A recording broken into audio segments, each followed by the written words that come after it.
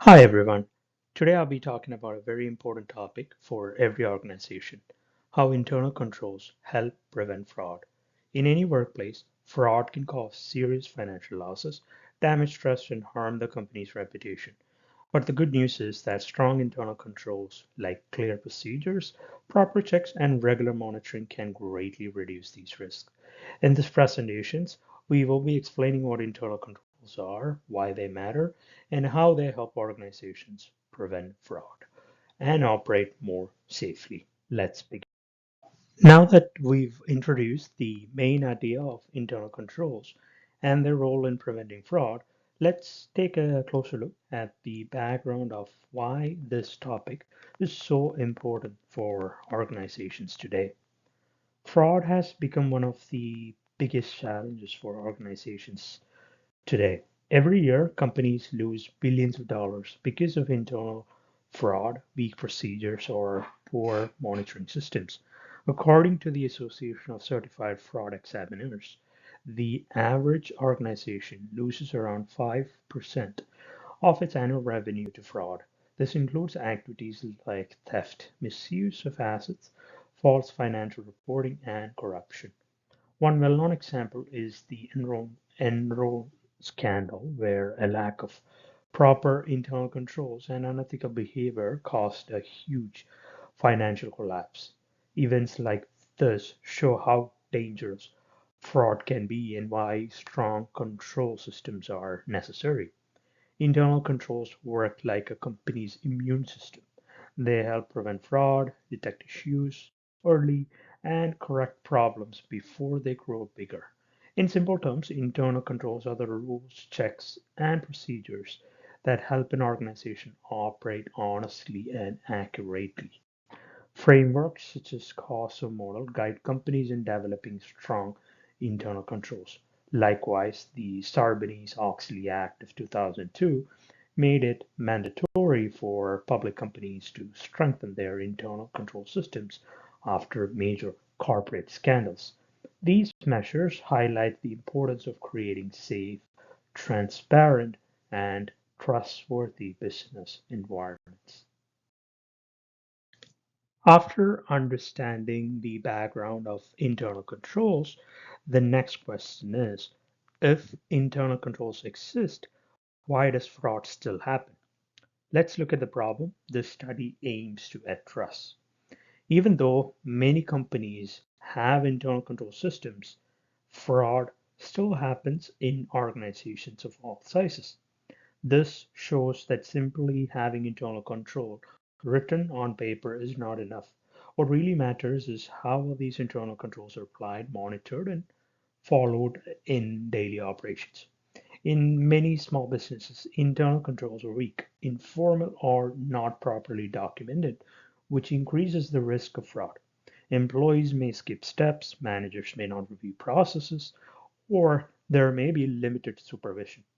These gaps give room for misuse of assets, false reporting, and other dishonest activities. Therefore, the main issue this research focuses on is understanding why fraud continues to occur even when internal controls exist and how these systems can be strengthened. The goal is to help organizations improve their control practices so they can protect integrity, transparency, and accountability. Now that we understand the problem and why it matters, let's look at the key questions guiding our study. How do internal controls actually stop fraud from happening? What things make internal controls work well or not so well? Why can companies do to make their controls even stronger? After identifying the key questions guiding this research, we now focus on the specific objectives that'll help answer them. First, we'll be exploring the relationship between internal controls and fraud prevention, identifying the most effective components of internal controls in reducing fraud, and third is to provide practical recommendations for organizations to strengthen and implement controls effectively. Now that we've outlined the key objectives of this research, let's take a closer look at why this study truly matters, not just academically, but in real world practice across various sectors. For business students, accountants, and professionals, this research is especially valuable for those studying or working in business and accounting. It offers a deeper understanding of how strong internal controls can significantly reduce the risk of fraud, an insight that's critical for ethical and effective decision making. For companies, organizations benefits by strengthening trust, accountability, and transparency. These controls aren't just safeguards, they are pillars of sustainable business practices. Now, for employees, internal controls help foster a workplace culture rooted in honesty and responsibility. When systems are clear and fair, employees are more likely to act ethically and feel empowered. For government and regulators, this study efforts to ensure public funds are used properly and transparently. It reinforces the importance of oversight and compliance in both public and private sectors.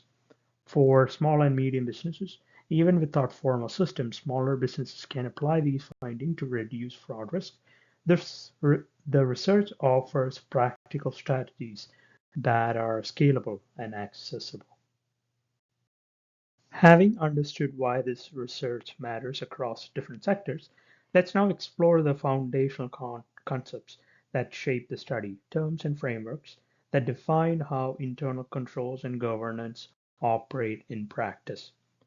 The key concepts in corporate governance and internal controls. Internal controls, these are systems, policies, and procedures organizations use to safeguard assets and ensure accurate financial reporting. They are the backbone of operational integrity.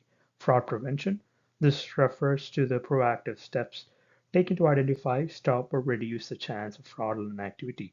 It's about staying ahead of risk before it becomes a crisis. The COSO frameworks, it's a globally recognized model that helps companies design and evaluate effective internal control systems. It's a gold standard for governance and risk management.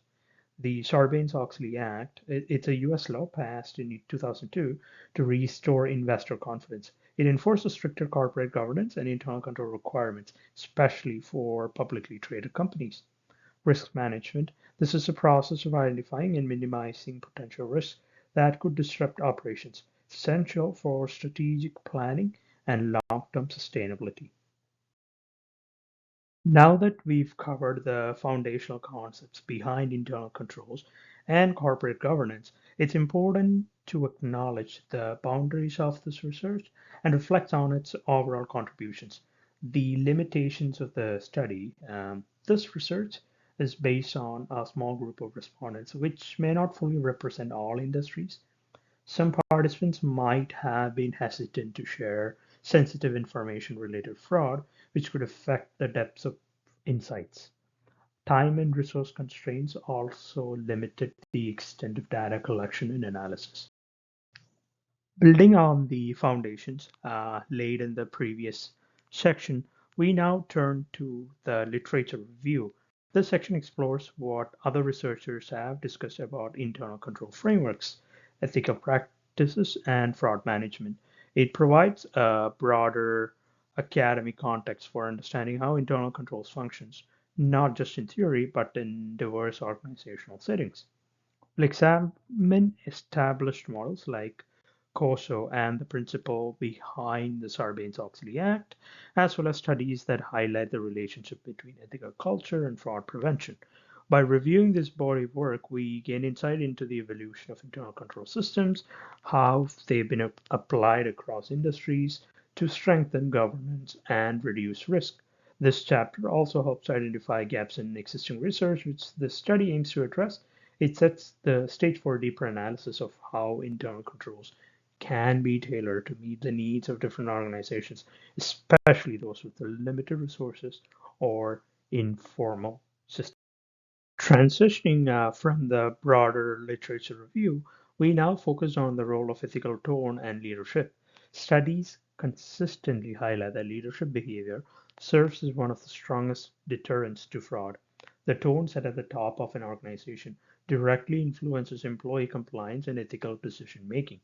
When leaders demonstrate integrity and accountability, employees are more likely to follow suit. Conversely, a weak ethical culture opens the door to manipulation and misconduct, undermining trust and organizational stability. Research supports these observations. Kronecker and colleagues in 2019 emphasized that accountability within leadership drastically reduces the risk of fraud. Singleton and co-authors in 2021 further argued that enforcement of ethical standards matters far more than simply documenting policies. Together, these findings underscore that leadership is not just about setting rules, it's about modeling behavior, enforcing standards, and shaping a culture where fraud has little room to thrive. Continuing the literature review, we now turn to the role of technology in fraud detection.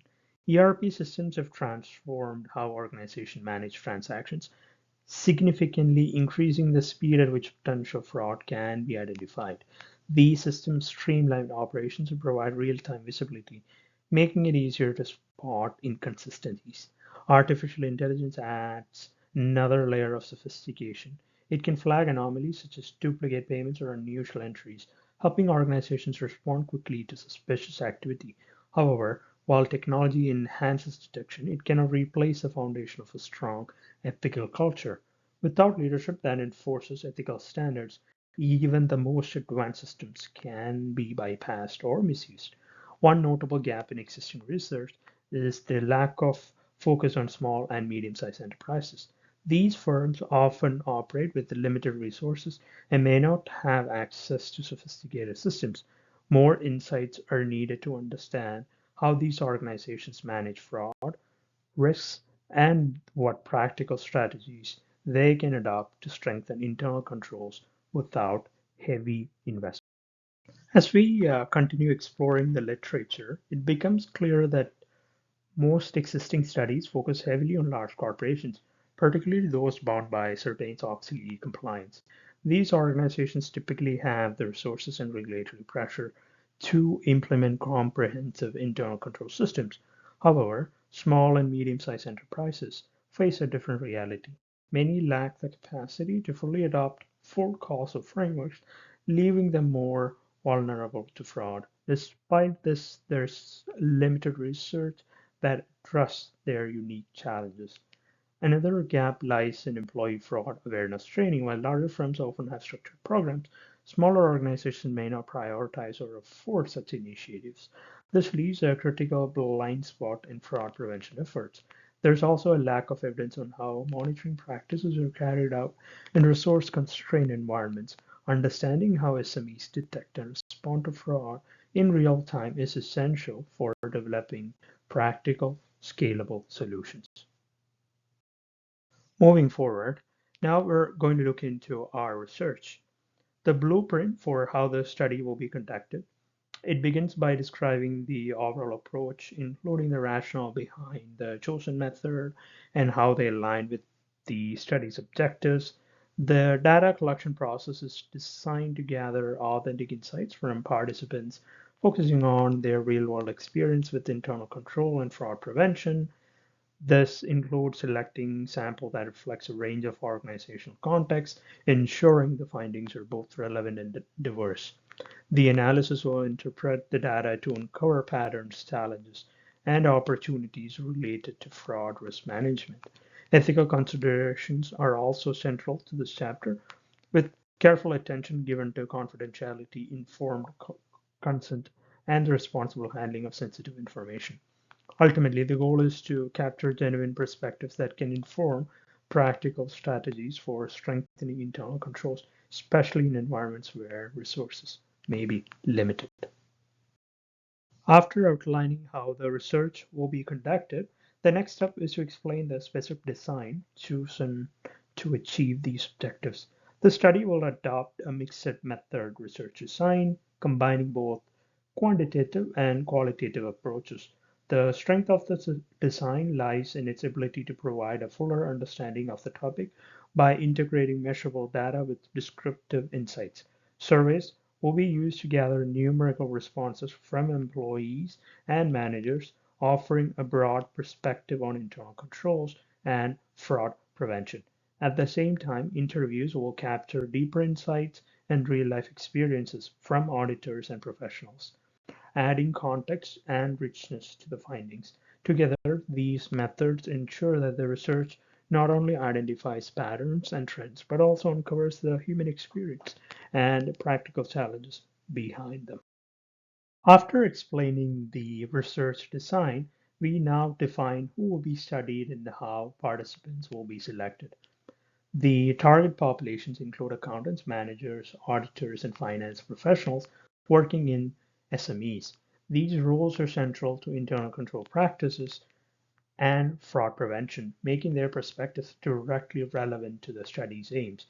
To ensure balanced representation, a stratified random sampling method will be used, allocating participants across retail, manufacturing, and services so that findings reflect diverse operational context rather than a single sector's experience.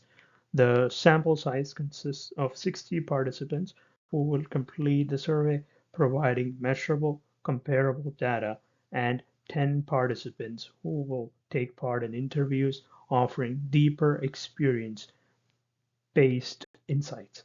This combination supports both breadth and depth, aligning with the mixed method approach and strengthening the validity of the conclusions.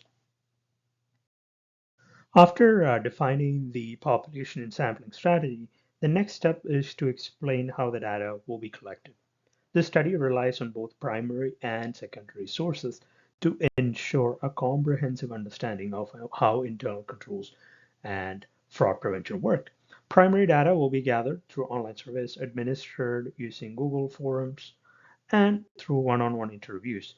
The surveys will consist of approximately 20 questions covering internal control procedures, ethics, management monitoring, and fraud reporting. These surveys will provide measurable responses from employees and managers. The interviews, on the other hand, will be semi structured, allowing auditors and professionals to share personal experience and provide deeper insights into real world practices. Secondary data will complement these findings. It will be drawn from academic journals, textbooks, and credible online sources. Key references include the ACFA report, the COSO frameworks, and the PwC fraud survey. These sources will be used to compare the study's findings with global research trends, ensuring that the results are not only locally relevant but also aligned with broader perspectives in the field. After explaining how the data will be collected, the next step is to describe how it will be analyzed.